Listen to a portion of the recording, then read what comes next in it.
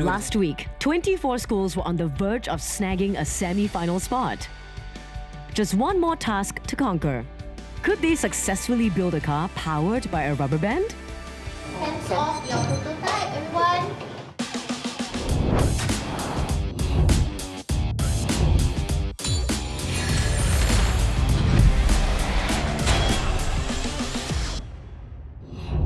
Welcome to the National STEM Championship 2025. I'm Sonia Chu. Now today we're about to reveal the 16 semi-finalists, 12 of which were from the quarterfinals. 4 of the remaining teams left will be from the 12 schools battling it out in the wildcard round. But before all that, we're gonna head over to the Science Centre Singapore where we're just about to wrap up the quarters. And this rubber band car challenge has really proven to stretch the team's creativity. I think this challenge is very difficult. My team was just prototyping with different cars and trying to have the rubber band power it. But we just can't seem to have the rubber band work in our favor. My one was like a 2-wheel, then you have the rubber band, then you twist one stick around it. So that as the stick unwinds, you push yourself forward. Exactly. Don't bother with 4 wheels. What he's trying to say is that we switched to a ergonomic 2-wheel design. And now, they're about to find out whether their deluxe 2-wheel model works. Yeah, you got this! Oh, no. Ooh. A bit less, a bit less. The car? Yeah. Okay, a bit less, a bit less, a bit less. Did that count? It is considered as 30 because you go beyond, so you But Dog Green also went with a 2-wheel prototype.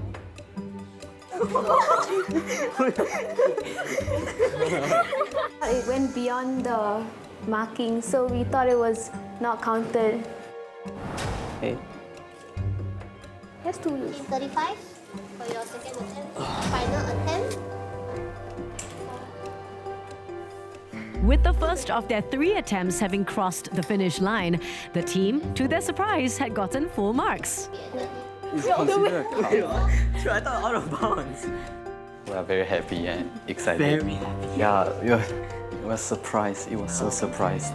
Yeah. We made it in primary school, bro. I've not done. How do you turn it when it's inside? No, you attach the, you cut the straw, you attach the straw to the... This session, he was the one directing us. And overall, one group was like constructing, one group was like constructing a different piece. But we all knew what we had to do. So I think the team coordination is there. We knew what we had to do. Have you measured the straw yet? No, I have not. Okay, well, please measure the straw. How long's your straw? Doesn't matter, just roughly. Roughly. It's just eyeball it. Wait, why is yours so messed up? Huh? No, I can move it a bit. Oh, yours doesn't move at all. Your straw cannot be... Wait, I understand. Your straw cannot be here. I need to put a rubber band on the other side. I feel like the constraint in this experiment is that when we were executing it, there were many unforeseen incidents. Like for example, we found out that ice cream sticks were just too long and it was blocking the wheel from turning. And we didn't have enough time to adapt to this. Wait, hear me out. Okay, just wrap it around. Doesn't matter. Oh, you can leave the tape. straw. Guys, Leave the tape. just calm down, we got this. Okay, right now, Okay, great. Give more tape. Wait. Don't tape it down. Don't tape it. The materials that we were given with were quite limited and we didn't understand the uses of what should be what. So we were very conservative when we were cutting or when we were like taping things together, because if we make a mistake, then there's no going back. 1. For schools who were traditionally strong in this competition, this challenge proved surprisingly difficult.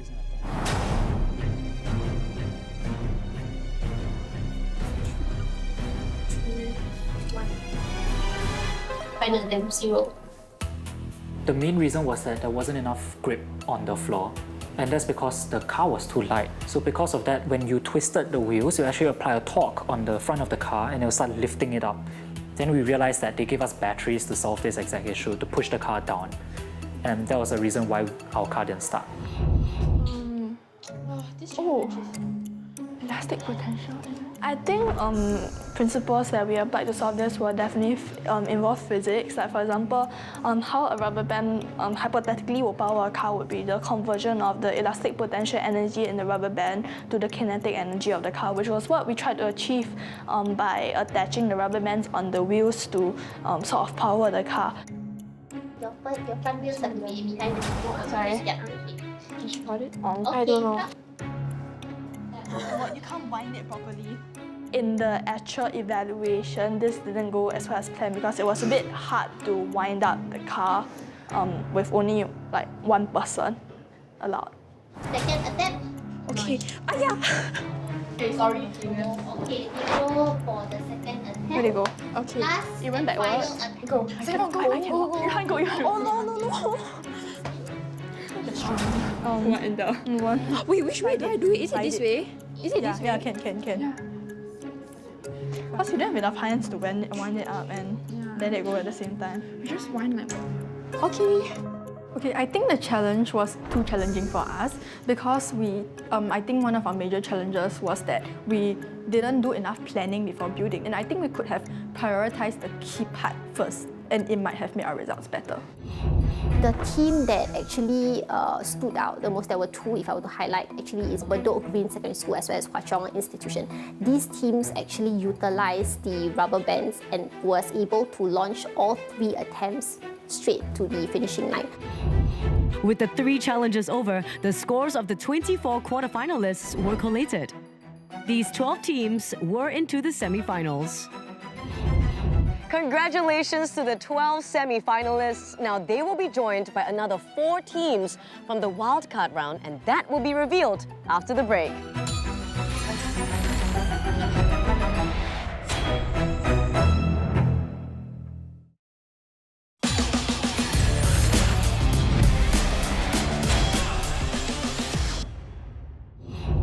Welcome back to the National STEM Championship 2025. Now for the 12 teams that did not make it through the quarterfinals, not to worry, they have a second chance in the wildcard round. Now this list though includes previous runners-up, which just goes to show how tough the competition was this year.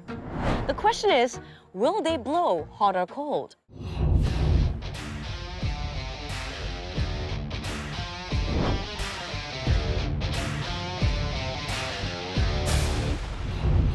Welcome to MSS Meteorological Service Singapore. We call it MSS in short. MSS is very happy this year to partner with Science Centre Singapore for the wildcard round of National STEM Championship. Before I begin, I would like to welcome the team. Wish all the team all the best. The Meteorological Service of Singapore provides weather and climate services, performs research, and gathers and records weather data. Part of the data collection process involves releasing a weather balloon twice a day at the Upper Air Observatory. A radio sonde attached to the balloon records data such as pressure, temperature, humidity, wind speed, and wind direction. The data is then transmitted to the MSS network, where it's used to provide weather and climate services. In this challenge, teams will complete 2 tasks on remote sensing for weather monitoring. In Task 1, teams have to demonstrate the correct use of weather satellites. They then apply principles of electromagnetic wave radiation and thermodynamics to remote sensing. Teams can score a maximum of 50 points. In Task 2, teams have to demonstrate their understanding of fundamental weather radar principles. They also have to apply principles of electromagnetic wave radiation and kinematics to solve radar range folding problems using materials like string, scissors, and a ruler. A maximum of 50 points are available.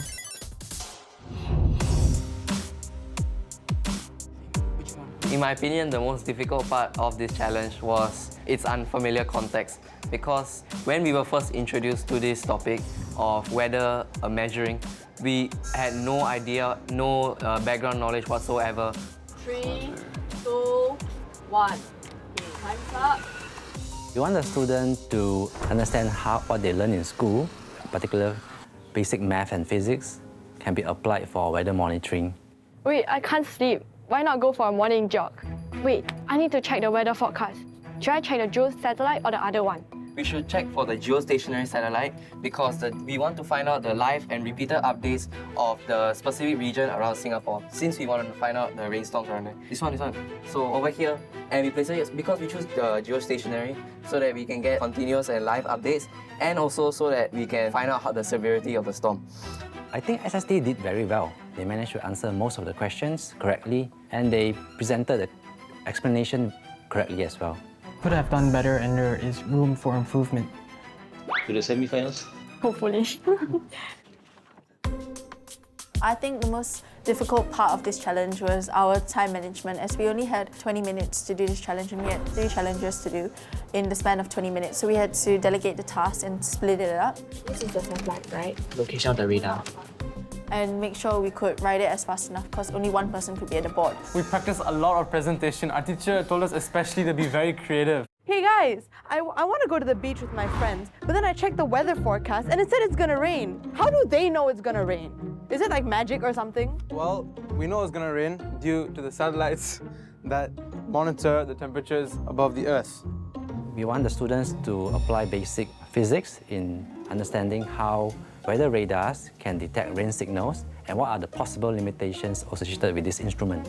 So one way is through remote sensing. And in this challenge, we would like them to be exposed to technology such as weather satellite and weather radar. Task 2C, we did not do. We did not do Sorry, task 2C. we did not have enough time. I come into this wildcard round with not very high expectations. I've seen the competition with other schools that have made it to the semi-finals, and I think they are very well equipped and very knowledgeable on the subjects of STEM more than I am. No, there's only 2A, 2B. This is our only chance to proceed to the next round, but we also tried to focus on the fact that we had a chance, so we tried to focus on the positive side of things. So we tried to avoid letting the stress take over us. When precipitation or any object which is trying to be detected by the radar is too close to the radar, is too far away from the radar, hence the reflected radio waves that are coming out of the radar would return later than the release of the next wave. The timing for the presentation was quite short for us because we had a lot to say and we rushed quite a lot as well.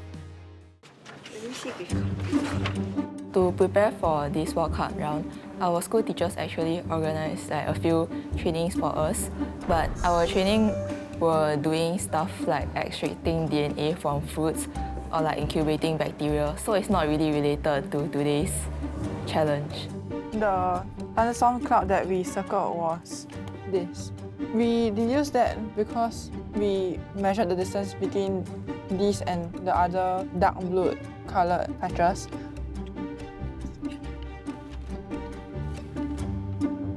You drew it?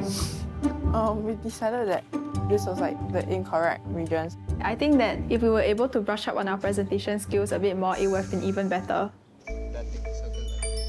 We didn't take that stress. We just treated it like it was another challenge. We didn't even expect that geography-based topic was going to come out. So like there was no preparation whatsoever. Oh no, I'm flying towards a thunderstorm. How do I predict this before? So my Do you want help to actually know when the thunderstorm is coming? Yes, please, but how do I use that? Our presentation was quite messy, I would say. But in terms of the answers and what to explain, I think we did generally okay.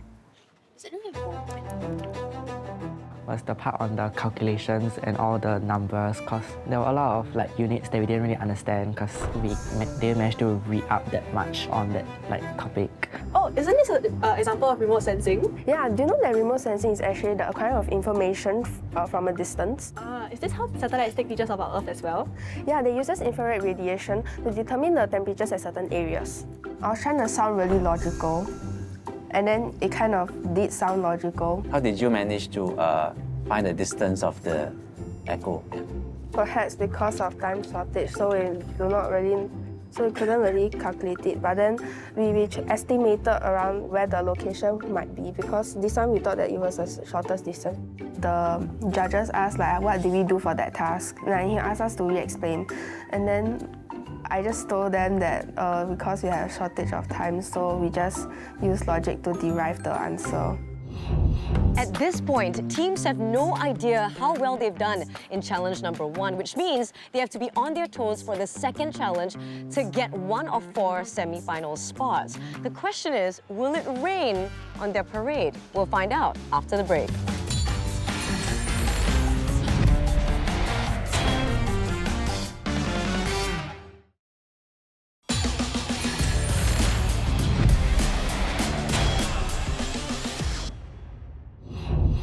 Welcome back to the National STEM Championship 2025. We are in the wildcard round right now, and the 12 teams will have a chance to make it to the semi-finals with just 4 spots available. It will all depend on their weather sense. My name is Gavin. So for this station, I'll talk about meteorological observations. This challenge is called Reading the Skies.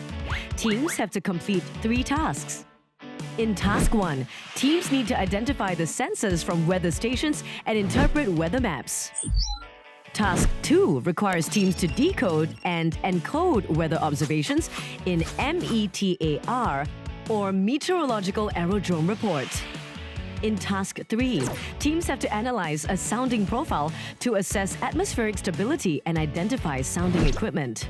Teams will score 25% for scientific application, 25% for engineering logic, 25% for math reasoning, and 25% for teamwork and clarity of presentation. Your 20 minutes starts now.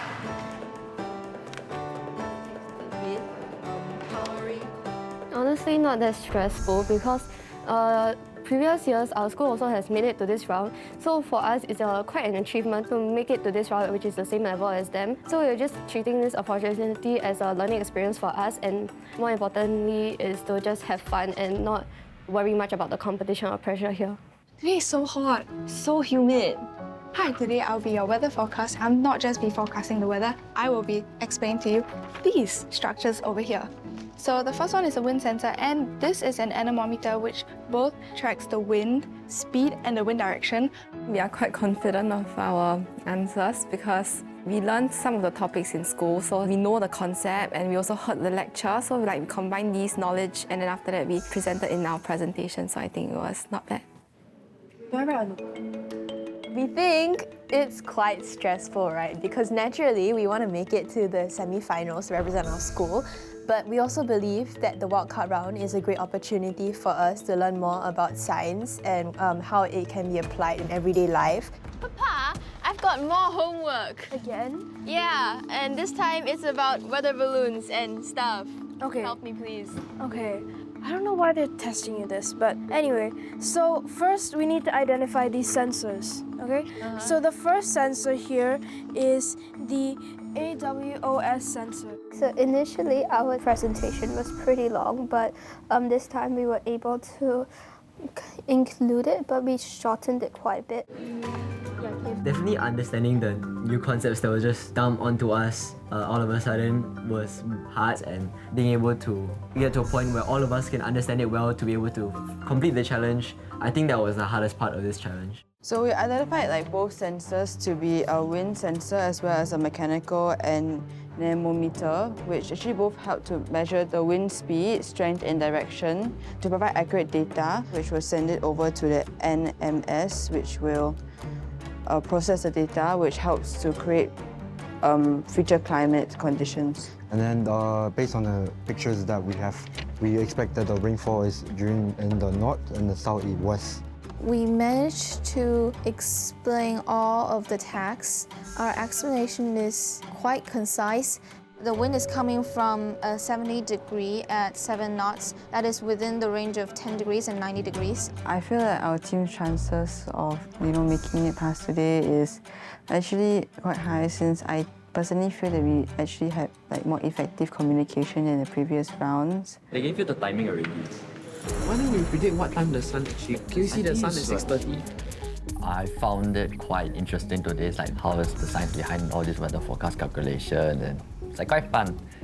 Let's see, the rainfall is up here, so there's cloud, that means there's rainy weather around the west, north. So those two are the anomalies. There's no tower and hot. I think I feel like we made a few mistakes when rushing. It's we only need 20 minutes to do it. Welcome to Tanjong Katong Secondary School Weather News Report. Well, some of y'all might be wondering at home, how do we get these data? So for the first part, we have the anemometer. Well, it is to measure the humidity of the surrounding of that location. We should expect weather of heavy showers and rain with about few clouds around 1,400 meters, feet. I find the wildcard very interesting because like usually the STEM competition I expect it to be like a practical kind, but this kind is like based on analysis and based on explanation. It's more of like pen and paper compared to like actually doing something, so I find it quite interesting because it's really unexpected. And also on the graph around 150, it shows that it has like more lines which increases the rain speeds. At about 20 to 30 degrees around there. It felt really good because we managed to understand like mostly everything and we managed to complete everything on time. Okay, so wait. We were excited because this is a completely new topic. We've never really seen the real life use of the concepts that are included in it. So yeah, we were excited. That means SH is what? We did answer all the questions, but if we had a bit more time, we could have rechecked our answers. I'm so excited to my flight to Greece. But wait, why is it cancelled? They're showing that the weather patterns are irregular. But how do they know that? Weather forecasters make use of many complex sensors and systems to determine the wind speed and etc. After that, we looked at CC, which is... Just say the answer, we have 1 minute left. And we have cumulonimbus clouds, which are clouds which cause rain. We forgot to divide one of the values we had to use by 2. I really think that it depends on whether the other teams did the same mistake as us. Most probably not. So we are hoping for the best. They wouldn't give the answer. We are quite confused and uncertain because we didn't even know like what we are expecting, as this topic is something that we didn't even learn about in school. Like meteorology, what on earth is that? It's very hard for us. We have to deal with many unknown factors. For challenge 1, we need to identify sensors. The importance of this sensor is to identify the direction of the wind and the speed of the wind so that we can assure whether the plane can take off or land safely in the airport.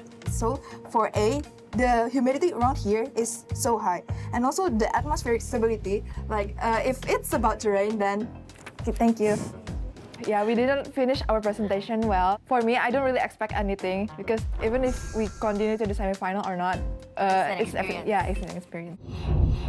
With the results tallied, the final 4 semi-final spots were claimed by Assumption English School, Methodist Girls School, River Valley High School, and School of Science and Technology.